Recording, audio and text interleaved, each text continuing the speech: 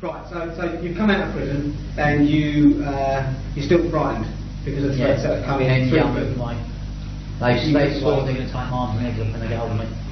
Right. And my dad had sworn if they left me in a wheelchair. What did you get done to them to make them like this? It was basically, I started fucking them off. I didn't want nothing to do with them because of their drugs. Yeah. The main thing that really blew it was that phone call from Donna. And I said, Tony's fucking the arse by now. Yeah. So when they come round to me, what I should have done, I mean, Tony used to all the time go around and rob people, right? Stick tools in their head, fucking in the belly, whatever. What I should have done, which was, I admit I'm not the full ticket, I can't be because of the way of the life I've led and the things I do, right? I should have maybe just sat down and said, oh dear, I've been robbed, and just get on with my life. I wouldn't sit down and get robbed. I wouldn't fucking take it, and I retaliated. I went out, I purchased a gun, and I went out on my way to try and kill them. But I never did. I got nicked, and now someone else must have been some force there to have, not even if Craig weren't there, to have Pat and Tony sit there, take a bullet in the back of their head, or a shotgun in the back of their head. Now they must have known they were well outgunned, you know. Now as I say, when they used to go along with a bit of work, they took tools. When they went for these travellers checks, they took tools from them, you know. I didn't fucking know till the cunts. I've gone back and said, look, here's the samples, and they said, right Steve, change of plan, we're going to go up there and rob them. I said, you can't fucking do that. I said, fucking get it out. Tony was so scared that he had moved into another place with security gates, cameras. He knew I was out for him. Where was he living when you knew him? He lived in Chafford 100, just 2 minutes walk from Craig. Tony did, right? Yeah. And I knew that he was quite, because I used to talk to people in town and they said, oh yeah, Tony's known now, you know. I mean, I've seen Tony, I've seen Tony shit himself when a gun's pulled at him. And he's a gutless piece of shit. I haven't seen him get beaten up. I've heard of him being beaten up, lying on the floor, please no more, you know. He's just a gutless cunt who can't take it. He can get it because he's a bully, he's a big bloke, or he was.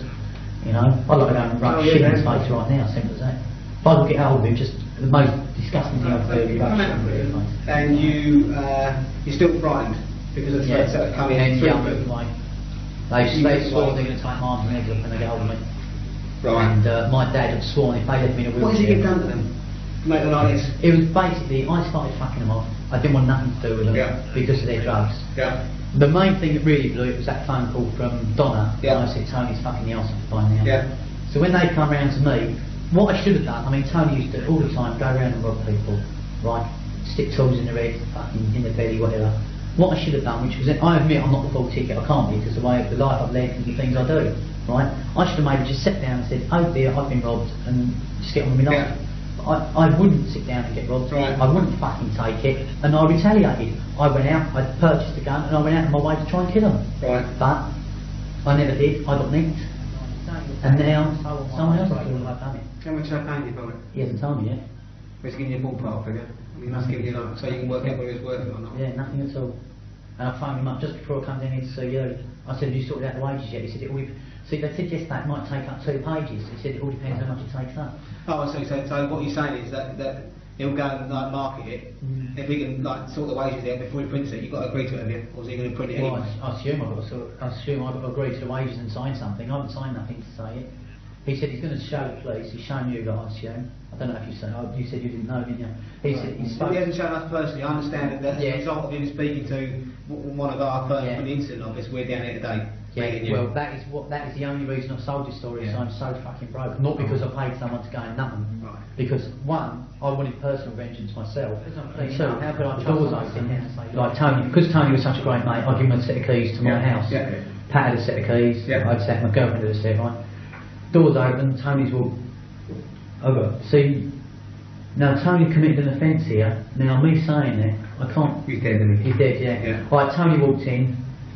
Basically, about a week, 2 weeks before, he had a .22 revolver at my house. He left it there. I don't know if he meant to leave it there on purpose or what. I come across the revolver, looked like it was a real gun. I was, just like looked at it, cleaned it, made sure my prints were off it, and put it in the cupboard. So when Tony come round again, he'd take it when he wanted it. He must have known about it actually, because he'd been there again and he hadn't taken the gun. So the doors opened, in walked Tony, Craig and another person who I won't say. So Craig Rolfe. Craig Rolfe, and another person. I mean, when I was interviewed for Pat's attempted murder, you had the names, but I won't say the names, this bloke's still alive. They walked in. I didn't want to pull Tony in about the thieving because I didn't want to put him on the spot where he's got to beat the shit out of me. I just basically said, alright Tony. He said, alright, they used to call me Nipper, that was my nickname. And he said, all right, Nick, he said, where's the gun? Or he said, where's the thing? And he made a hand signal of a gun. I said, oh, here. As I've given it to him, he's lifting me up with his left hand by the throat, and he's just lifting me up the floor, put me against the wall, put the gun in my head, and he kept saying, you little cunt, fuck my bird up the arse, fuck my bird up the arse, you little cunt, I'm going to show you what this can do. Went on for 20, 30 seconds, I don't know. They took me back into a back bedroom, put me on the bed. Tony was nearly in the stride of me, kept stabbing the gun in the head, saying, you little cunt, I'm going to show you what this can do, and fuck my bird up the arse. I noticed he was frothing at his mouth, his eyes were out his head, I knew he was cracked up. Yeah. I basically thought, all that was going through my mind was, I won't see my sisters grow up, and I won't see my girlfriend lose. I knew he was going to kill me, and I thought, it won't hurt, it's no good struggling, it won't hurt, I just won't even know a vein, you know, I'll just be dead. Anyway, he was on me, kept rambling on, he took my necklace, he told me he wanted to take my girlfriend's jewellery. Yeah.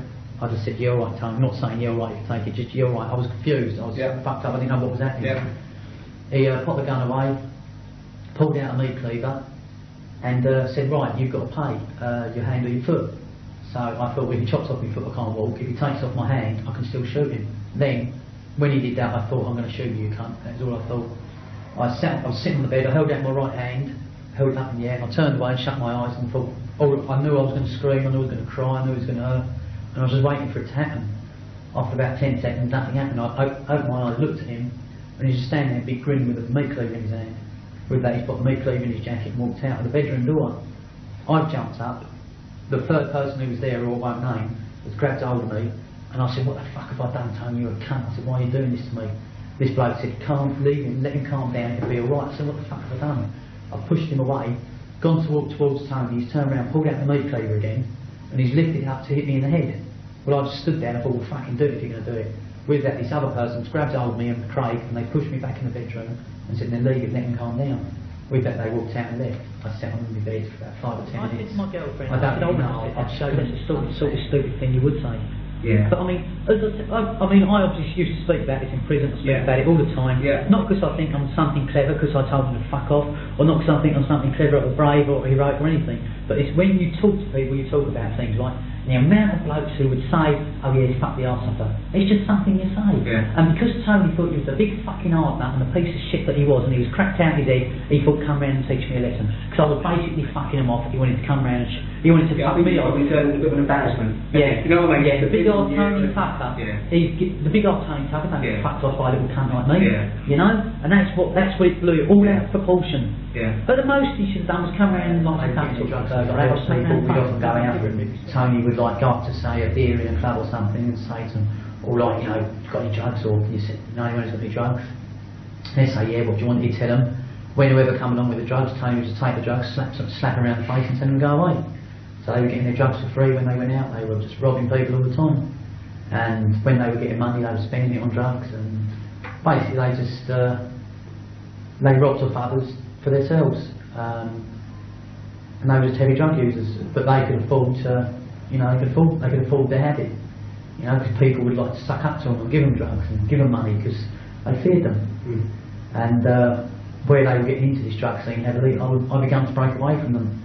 I didn't want nothing to do with them. I advised my girlfriend not to. I didn't want her associating with Pat, Tony and Craig's girlfriend. Well, it's Pat and Tony's, not Craig's. I asked her to stay away. I shot you, Tate, and you're a fucking wanker. I'd have phoned up Tony and leave messages. I'd fucking shot him and you're next. I was doing that. I said, now fucking leave my family alone and come and find me, because you ain't got the fucking balls. And I was telling everyone, I shot Tate and I'm going to fucking shoot Tucker. Simply because they wouldn't come after me, they were going after my family, you know. Now they lost a lot of respect there because I was, you know, we were saying about South London criminals. I know some boys in South London. I phoned them up, right, and I said, look, I need a hand here, right. I don't need your help. This is when I was looking for a gun, right. This is when Tony said to me, blow your own head off, right. I said, I need a fucking gun. And I said, they're threatening my family. They phoned up Tony and they said, if you've got problems, you take it to him, you don't take his family out. You do not touch his fucking family. And that's South London boys telling them pieces of shit not to, you know. And they listened to them because they knew when they were fucking going to get done, you know. And Tate and Tucker weren't happy, but a little wanker like me told them to fucking jog on. And I weren't scared of them. I wouldn't 3 weeks ago received their threat on the phone. Right, so you had those consistently from the time of... As far as I know. Really? The thing that's brought it back is I used to have a number plate, number 5SE. It was my plate, Pat had 9TT. I put my plate up for sale. I needed the money. Just 5SE? Yeah. Right, okay. And my dad put my plate up for sale because I needed money, totally on my arse. He put it up for sale in exchange of Mark giving his phone number, silly bastard. Right. They've seen it was my plate up for sale, got his phone number, and phoned them up. And they was saying, you're fucking dead, we're going to get you. They just phoned up and given That's at his new house. Yeah. So he started giving his number. And on top of all that, he then sent off the paperwork for the number plate without getting the money, and I've now lost the number plate. How long ago was that? I fell asleep on the bed about 3 o'clock in the morning. 6 o'clock in the morning, the phone's rung. Because I was asleep, as he woke me up, I just picked up the phone, it was Pat. I said, hello Pat, it's Nipper. No, I said, hello, it's Nipper. He said, it's Pat. I said, Pat, I said, what the fuck have I done? Why are you not doing this to me? He said, don't worry mate, it's all sorted out. He said, we're going up to London now, sort out some business, but Tony and I will be round, give us a call about 12, we'll pop round and see you. Now, I was straight away on my guard because the way he was so nice to me. Yeah. So I got up. I thought, right, I was panicking. I quickly had a wash, I woke myself up, and I thought I'll hide in the cupboard. So I hid in the cupboard of the shotgun. I thought, well, fuck me, if they come in the back door, how am I going to see them? They get me, they kill me. So I ran out to the car to go and get the knife and the other little gun. And as I was coming back in, as I was running out to the car, that was it, I went down the side alley, I was using the back alley so no one would see me. As I was running out to the car, I got the shotgun with me, cause, in case they caught me, and all of a sudden Tony's car screeched up out the front. Tony, Pat and Craig have all jumped out the car, gone running up the stairs to my place, kicked the door in, you could hear them kicking it in, and gone in the flat. I was there in the alley with the shotgun and I was panicking. I was scared. I was so scared, you know. Yeah. I didn't want them to come down the alley because I was frightened to shoot them. Like now it was actually there, I didn't know if I could, you know. I didn't want them to come down here to shoot them. They were in there about 5-10 minutes. They finally come out. They looked around. I was standing in the alley still, you know, just basically scared, rooted to the spot. They got in the car, drove down the road. I was still there. About 2 minutes later, they drove up the road and drove. I was using an old Volvo. And I drove past the Volvo, I think I flat through the back door. Put the shotgun down. There was a piece of paper on the side from Pat's Hall book. It said, Nipper, don't let us lose all respect for you. I'm your mate. We want to help you. So I phoned him up. I can't remember if I phoned him then. I can't remember what. I don't know. I mean, times it fucked up, you know. Yeah, right, yeah. When I phoned him up, I said, he said, why'd you go out?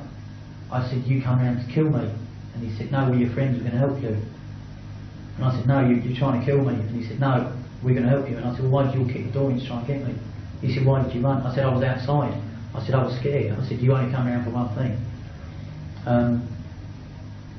With that, what happened then? Well, I remember days just spent trying to chase them, trying to get hold of them. And I couldn't. And I remember that was it. I remember the shotgun, where I put the shotgun down and took his note. When I went back, the shotgun had gone. They'd found my shotgun.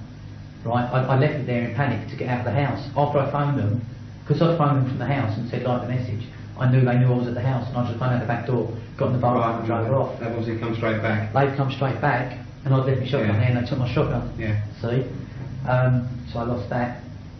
Then there was just days spent trying to find them. I had my little revolver, not a revolver, it was it pushed a magazine up the bottom of it. In the I don't know what they call them, just a gun. Semi-automatic. I don't know what it's called. Yeah, it said semi-automatic, funny enough. I didn't sleep. I slept in my car that night because I was scared to go home. Next morning I've gone in, went in through the back door, I had a knife, that was all I had. Yeah. It turns out as I walked in I knew something was wrong. It's been installed on the microwave, can call it TV, video, Right. my clothing, and they'd wiped their arse on all the clothing they left and snuck it on in. So I got on the phone straight away to Pat, his phone was turned off. I got on the phone to Tony. I said, where's my stuff? I want my fucking stuff back. And he just laughed. I said, I'm going to fucking kill you, you piece of shit. And he just laughed at me. I then phoned up my friend again saying, look, the cunts have been in here. I told them what they'd done. And he said, I can't get involved. He said, try so-and-so. I phoned up so-and-so. They didn't want to get involved. Tuesday again, you phoned up? I phoned up this person that I knew after a gun. This is the third person that was... No, this is a person that Pat introduced me to. Right. You were a weapon armourer? You were a he could supply guns, or he used to, he's in prison now. Okay. And I phoned him up, he couldn't get me a gun, he suggested somebody else, he couldn't get me a gun. Basically he said, this was Wednesday, I was going around trying to get a gun. Wednesday night again, slept in the car. Went back Thursday morning, they'd been in the flat, totally destroyed it, taken everything. I mean, they'd smashed everything, the white shit everywhere. Tony was so scared that he had moved into another place with security gates, cameras. He knew I was out for him. Where was he living when you knew him? He lived in Chafford 100, just 2 minutes walk from Crane. Tony did, right? Yeah. And I knew that he was quite. Because I used to talk to people in town, and they say, "Oh, yeah, Tony's laying low now." You know, I mean, I've seen Tony. I've seen Tony shit himself when a gun's pulled at him, and he's a gutless piece of shit. I've seen him get. I haven't seen him get beaten up. I've heard of him being beaten up, lying on the floor. Please, no more, no more. You know, he's just a gutless cunt who can't take it. He can give it because he's a bully. He's a big bloke, or he was. You know, I'd like to go and rub shit in his face right now. Simple as that. If I could get hold of him, just the most disgusting thing I've heard is rub shit in his face. I heard 12 o'clock Thursday evening. I heard it on the radio. What, the first you ever heard of it was under midnight on Thursday? That's when they released names. Did you talk to your father at all, or anybody locally that might have? I mean, did you know there'd been an incident? You said you set up. Thursday afternoon there was a thing about people shot, but What, on the radio? no, it was on TV, wasn't it? There was like Probably on both, I don't know. Yeah. But then Friday night, 12 o'clock was the first thing I heard on the radio. They released the names. So was that midnight? Midnight, Friday morning, Thursday night, Oh, Friday yeah. morning. Yeah. And Did you suspect by then who it was, just from chat or whatever? No, not at all. No reason at all. But so you just happened to be up and heard the news? I was listening to the news. When they said a Range Rover, 3 people shot dead, I wanted to know who it was. You know, I mean... Doesn't happen every day, does it? No, it doesn't. All And I this thought, information in order now. So that takes us up to about when Pat got shot. How long after Pat got shot were you nicked? Oh, 3-4 weeks. Right. Maybe not quite as long. About 3 weeks, I should imagine. You were wearing body armour then, weren't you? Yeah. So you were expecting still then, after you were in the hospital, he was still in hospital with your nick, was he? Yeah, no, he'd actually been nicked himself then, because you know that gun that I said he took off me, he Yeah. had in the hospital. Yeah. What it turns out he'd done, when he was shot, I phoned him up, and I said, I phoned him up, at the end of the day, right, I still think, I know it sounds stupid, but I still think, when I first met Pat, he was a brilliant geezer. Yeah. I know, like, you got your own views of him, I won't ask you your views. Pat was a fucking good bloke, he looked after me, he was a good mate to me.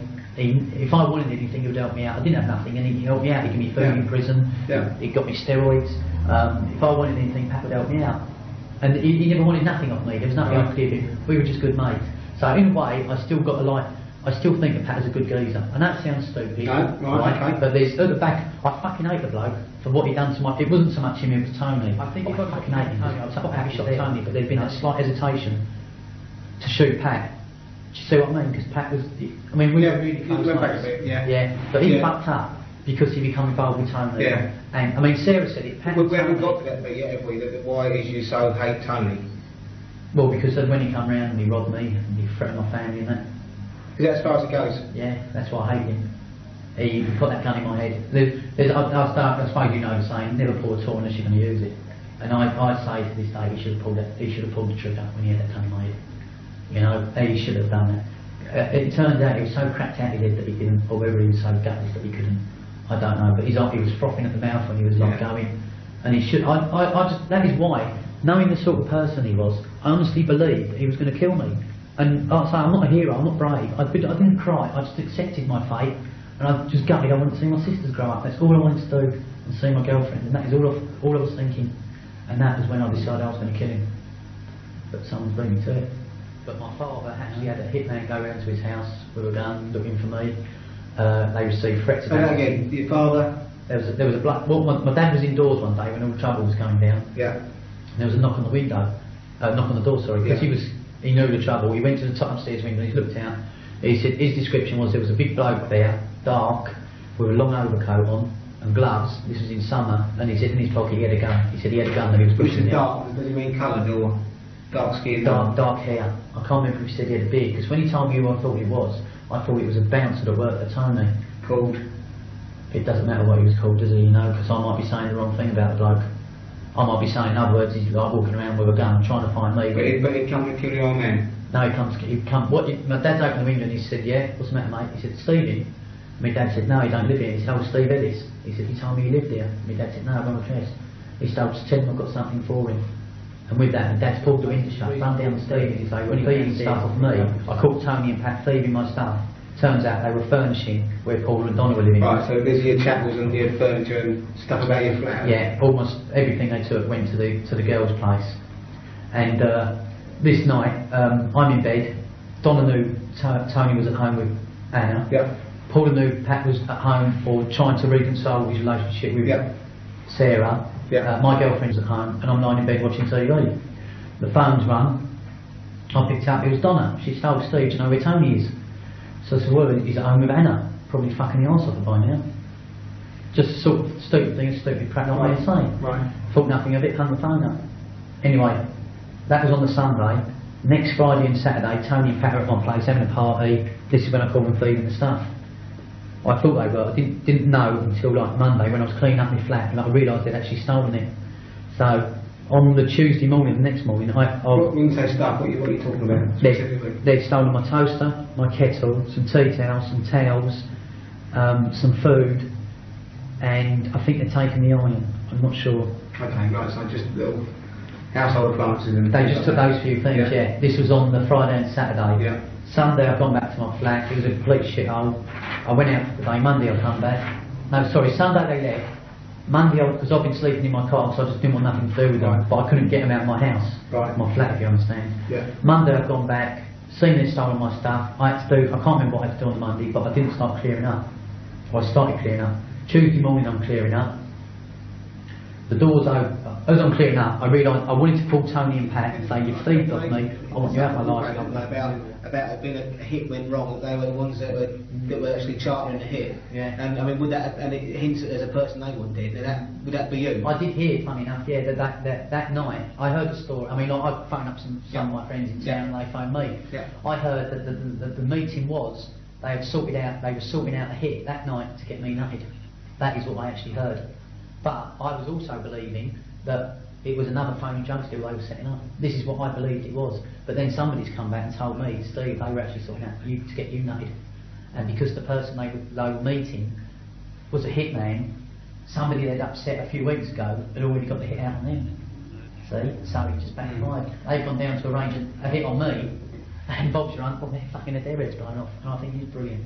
So would you describe, I mean, like Tony and Pat as being at the head of their organisation? Oh yeah. Right, they don't work for anybody else. No. So if they were sorting the hit out, it's them sorting it out, isn't it? They're not doing it for anybody else. They're not in... No, they That's don't. what They you explain to the Tate, No. what it is you're a suspect for, which is the murder of Pat Tate, Craig Rolfe and Tony Tucker in Essex, Rettendon in Essex, on the night of the 6th to the 7th of December this year. Yeah. Do you understand that? Yes. Okay. I think that all those three of those people are known to you, is that correct? Yes. Can you tell me about your association with, let's take one at a time, Pat Tate? I met him. Pat Tate for? Met Pat in prison in January 1990 in Chelmsford Prison. He'd just been brought back from Gibraltar, where he was extradited, is the word? He was brought back to England anyway. I was in there for a robbery, or a robbery charge that was eventually dropped. I was keen into bodybuilding, and I didn't really know what to do. Pat was a bodybuilder. He basically took me under his wing, showed me how to do it, and we become friends. Right. I stayed in touch with Pat when I was eventually out released from prison in April '91. Pat was then serving a 10-year sentence, which he got knocked down to 8 in appeal. I stayed in touch with him through my prison sentence and through his prison sentence, and when he was released on parole in the summer of '94, he come out. We were still good friends. We started seeing a lot of each other, getting involved in just doing, as friends do. And he eventually had trouble with his girlfriend because they'd been apart for so many years. They were living in cramped conditions in Basildon. And he asked me if I could move into my house, my flat. I had a large 3-bedroom flat. Pat just basically said he'd like to move in for a couple of weeks. So he could sort his life out with Sarah, because they were buying a bungalow and they would eventually move into that, and it'd be okay to move out, then him and Sarah would be okay. Couple of weeks turned into a couple of great friends called Tony Tucker, and Tony Tucker had a great friend called Craig Rolfe, and Pat told me how brilliant Tony was, and Tony told me how brilliant Craig was, and Tony made me feel like the best bloke in the world. He made you feel like his best mate, and he'd do anything for you. And Pat and I were terrific mates, and we were really good mates. And then they become heavily involved in drugs, or they were already heavily involved in drugs, but it became apparent to me they were a lot more into drugs than I even realised they were. And through them earning so much money, through them earning money in the deals they did and the things they did, their business, they were doing more drugs. They were going to kill me. There was 2 blokes coming, and I was walking out to the field, and I said to someone, "Yeah, I'll see you later." And this really tall bloke, dark, real lunatic, he's all nice scars and that. He's turned around to me and said, "Yeah, I'll see you later on, all Steve." I said, "Oh, it's who are you?" He said, "Nipper." I said, yeah. And at the time I was carrying out the stuff for the baseball, and I had a skip with me hand. And he said, him and his mate, he said, we're friends of Pat Tate and Tony Tucker. I said, yeah, you're fucking alright. He said, well, come and do it now. And I grabbed the skittle and I was going to smash him down the head. He said, woo, woo, woo. He said, we know the score on this. And he said, Pat and Tony has offered us a lot of money, up to about 10 grand, he said, to do you while we're in prison. He said, but we now know the side of the story and we're not going to get involved. And Where was that? Which league was that? Chelmsford.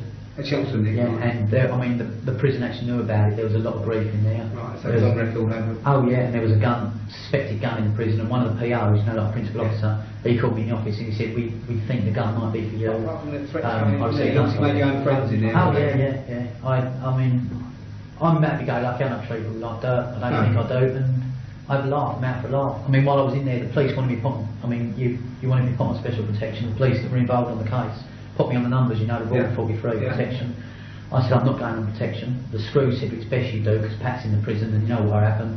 I said, I'm not doing it. And they said, well, we can't force you. But they left me on the D wing, which is like a workers' wing, and they kept me as a cleaner on there, so I wouldn't be like in too much for the rest of the population in the prison. And I ended up, like, as I say, even when I say, the screw said, just come and tell us. And I said, I ain't telling you nothing. You know, if it was going to happen, then I said, let whoever come for me, you know. I'm not going to run and hide. Quite a lot of this that was heard was that it was about a dodgy TC deal. Quite a big travellers checks. Yeah. Now, I don't know whether that was all part of it as well. That was something that added it to basically there was a deal set up. Yeah. One of my mates knew some people who had £250,000 worth of travellers checks. They were meant to come up. I spoke to one of Tony's mates. He said he was interested in the deal, but he couldn't. He had to get £250,000 for 60 grand. He couldn't raise the 60 grand, so I said to my mates, you can't get it. They then come back, the bloke phoned me, there's 125 grand's worth left for 30 grand. So I said to Tony's mate about it. Tony's mate said, yeah, it's definitely happening this time. The deal was set up. I went to check they were real travellers checks, come back with some examples. I've come back. There was Pat, Tony, the third bloke who was with them when Tony and Craig robbed me, and one of Tony's mates, the one who was going to buy them, these 4 people. With me there was my 2 mates, the 2 mates who had set up the deal. Yeah. Right, so there was 7 of us. One of my mates was with the bloke who was selling the travellers checks in a pub in London, and I'd come back by myself, and my other mate was there. Right, he's in the car with me. Sorry, that was it, we all went up, we'll come back. Me and my mate, I'll call them, I called my mates, one who was in London was one who was in the car with me, number 2, right? Because I don't want to involve these, although they, you know, whatever. Well, it's perhaps best we don't talk about this now then. Yeah. Well, basically what it was is we went up, they didn't have the money, the sole intention was to rob the people of their travellers checks. The blokes come out of the pub, Pat set about and started beating him up. I tried to pull Pat off him. But they weren't carrying money anyway. No. So it was basically going to be basically set them up, right. just beat the shit out of them and kind of stuff. And Right. I went, man, you're treating people like shit, they're my friends. So they were going to rob them for the TC? For the travellers checks. Right, and they had no money on them? Nothing at all. To pay. It was a complete set-up, Right. and they only told me when I got back. And you admitted that? Yeah, in effect? without knowing that they were going to rob my exactly. mates. Alright, so you obviously felt a bit shafted by that. So that was something else to add to the fire. You know? And where did that come chronologically? Did that come while Pat was living with you? Yeah. Right. And So as well as Tony having the ump with you, you had the raving up with Pat and Tony. Yeah, and Had you Tony. over on that one? Yeah. Really, and make you look a prat in front of you. Yeah. Because I suppose your blokes uptown thought you were part of that. Yeah, and we fell out for it big time, Yeah. and it's never been the same between me and them. How long before Pat was shot was that? Oh, about 3 weeks, 4 Right, weeks. I see. It's all about the same sort of time.